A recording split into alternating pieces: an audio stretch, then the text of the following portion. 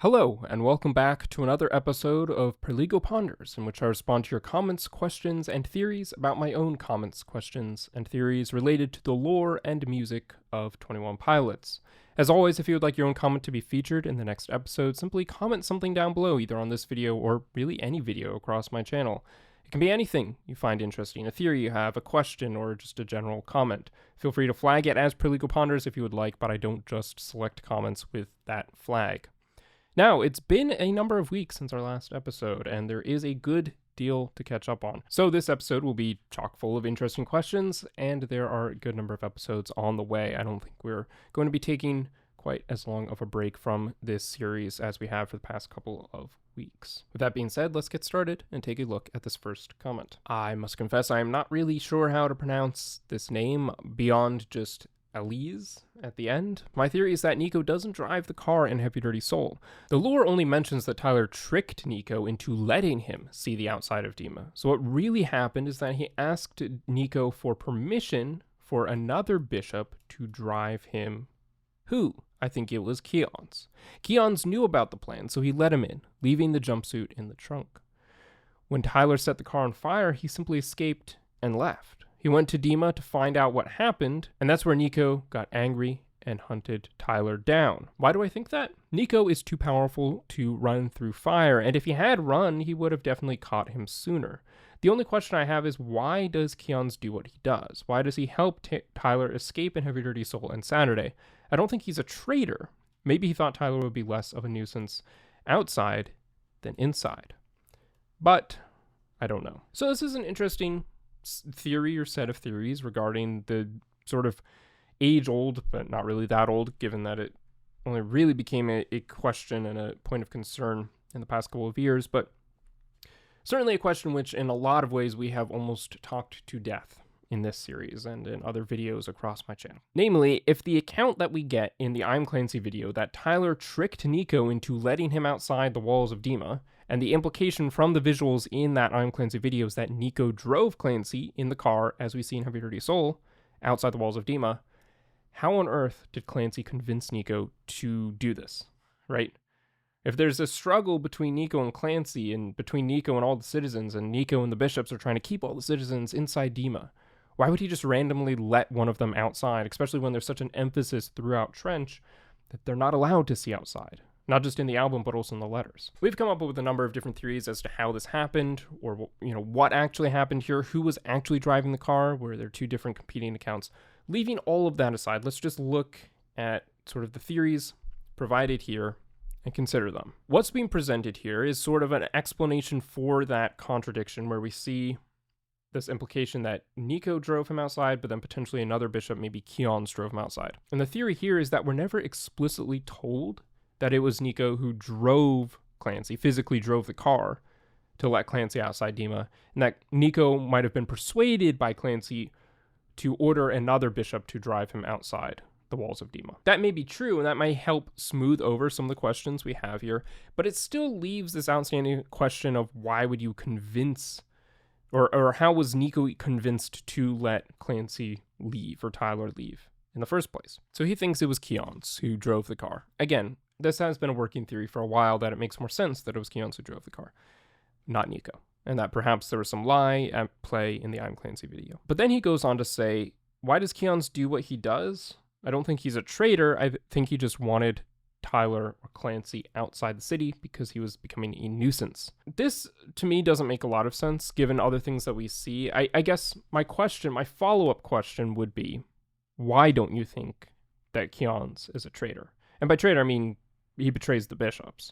He's a hero of his own story, Keons, but he does betray the bishops. He's a traitor towards the bishops of Dema and the religion of vialism and all of that. He turns his back on it and helps the symbol of the rebellion, Clancy, to escape, and is then murdered by the other bishops as a result of that, or executed. So why do you not think that Keons is a traitor? That's what I'd be kind of curious to hear from this theory. One possible way of sort of taking part of this theory and incorporating it into the story in a way which I think would make a bit more sense is to say, yeah, okay, Clancy tricked Nico into taking him outside the walls, but Nico, being the high-ranking bishop that he is, didn't physically drive Clancy outside the walls. He ordered another bishop, Keons, to take him.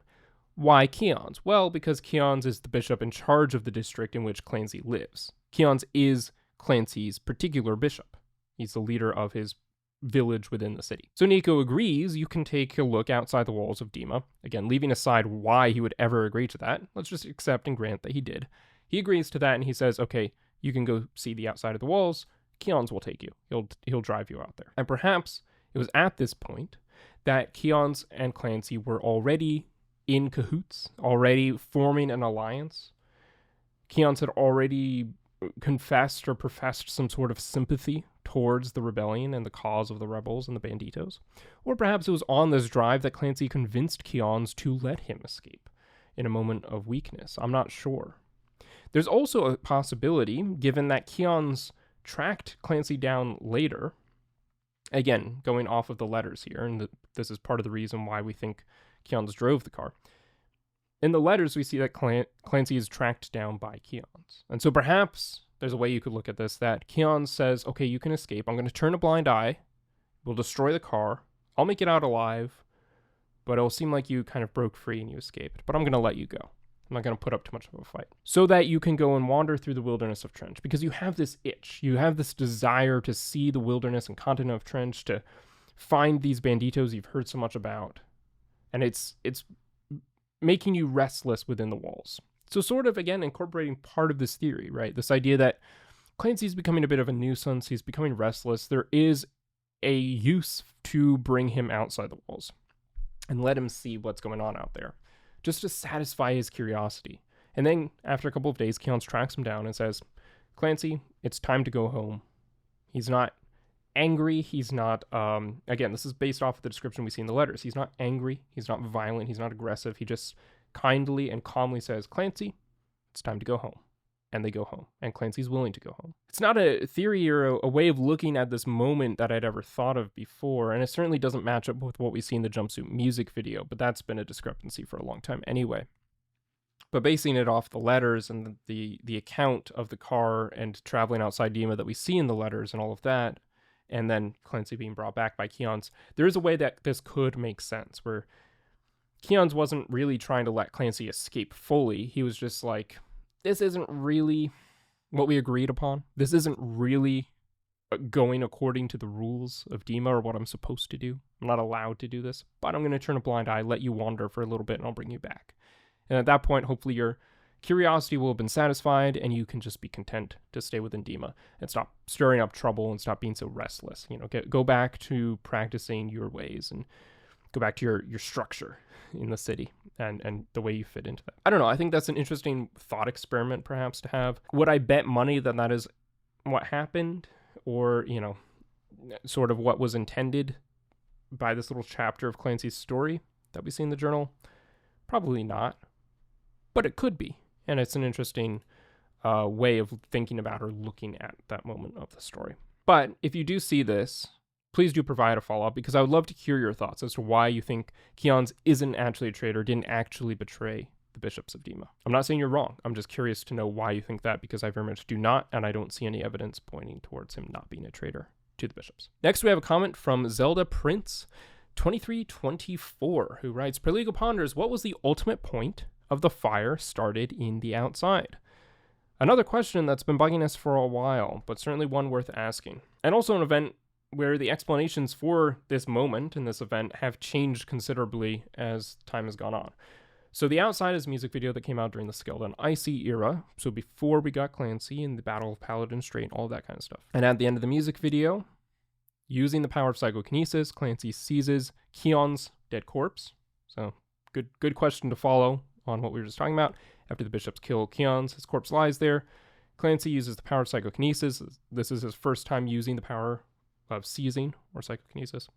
And he reanimates the corpse of Keons and kind of demonstrates to the bishops that he has this power. And then at the end, he grabs one of the lamps and destroys it, and doing so causes this inferno to spread throughout the tower. And it's a very weird moment when you really stop and think about it. It's cool from a like cinematic visual perspective, but it's a very weird moment because the fire spreads so quickly in a tower of stone. It doesn't really catch on to much fabric, because there isn't much fabric there. the bishops don't catch on fire, right? It's spreading across the stone, and then we see in the distance the blazing towers of Dema. And there was some speculation that perhaps this was a foreshadowing of the fact that we're going to burn Dema to the ground. Obviously, as we now know, that never happened.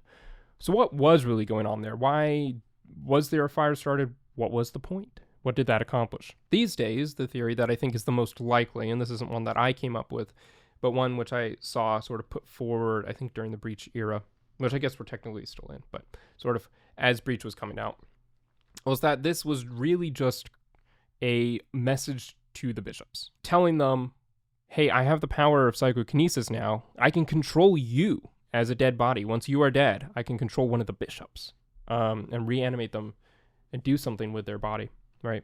I have this power too, not just you. So you should fear me. And again, going from the outside into the I'm Clancy video and to overcompensate, the idea shifted from, running away from Dema to I'm coming back to Dema to fight and to tear you down and to overthrow you. And so it's part of the starting the fire and the blaze in the tower is part of that message to them, this like sign to them, not necessarily that he's actually destroying Dema, but that he can, right? He has the power to control things within Dema from afar, just like they used to control things within him from afar. And that's pretty much it. That he wasn't actually intending to really destroy anything so much as send a message to the bishops that he can, that he has this power, and that he's on his way back to fight them, and he's not hiding anymore, right? That's a pretty big symbolic moment there, where there's this blaze out in the open that can be seen for miles around that he caused, and he's not hiding in the shadows anymore. So that would be my explanation for that moment. I think that makes the most sense. But at the end of the day, I don't really know. And again, I'm still unsure how the fire even spreads unless, everything within those lamps is just flames with, infinite lighter fluid or something that's just burning forever. And that can be spread around and burn on stone without, I don't know. Anyway, it's an interesting question and one which we're still considering and maybe considering for a while because, again, I don't think there's a real specific tangible answer beyond just theories, but I think this is a theory that makes a lot of sense. Next is a question from Owen Overlock, who writes, I had a theory or prediction back before City Walls was released that at some point in the video, Nico would push Clancy out of the window of the tower, but Torchbearer would arrive just in time to catch him. And the image of him reaching out and catching Clancy would create the symbol, the logo. I wasn't too far off, though, because they did end up using the logo symbol in the video, just in a different way. Yeah, this is interesting. This would have been a really cool visual element. Doing this moment, which I agree would be cool, would have relied on the Torchbearer breaking into the room in time to actually save Clancy, which of course he doesn't in the City Walls music video.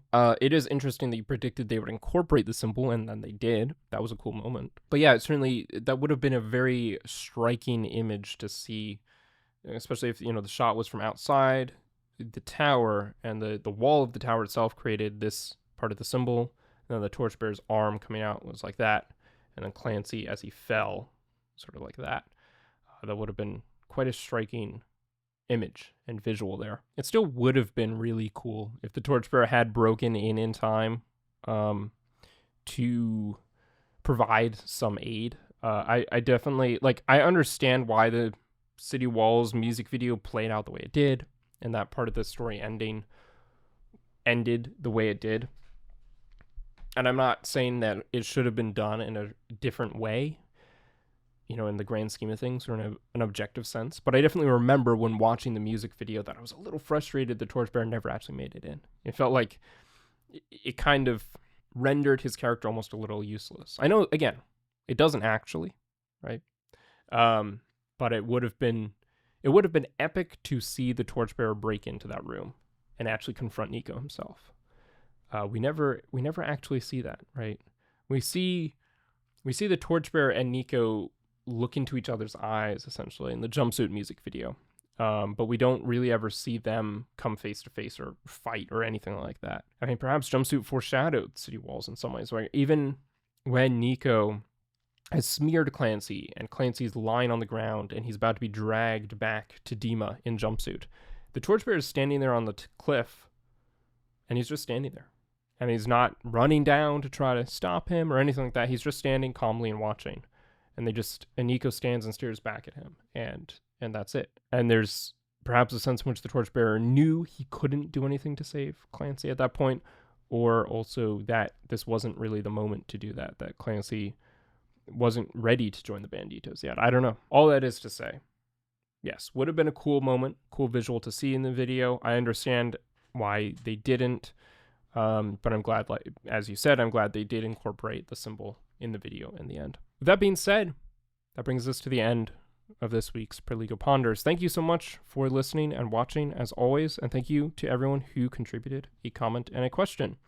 As always, if you'd like your own comment or question to be featured in the next episode, leave a comment, ask a question, propose a theory, and feel free to flag it as Perligo Ponders if you'd like, but I don't just pull comments with that flag. Thank you for watching. Be sure to subscribe, and I will see you next week.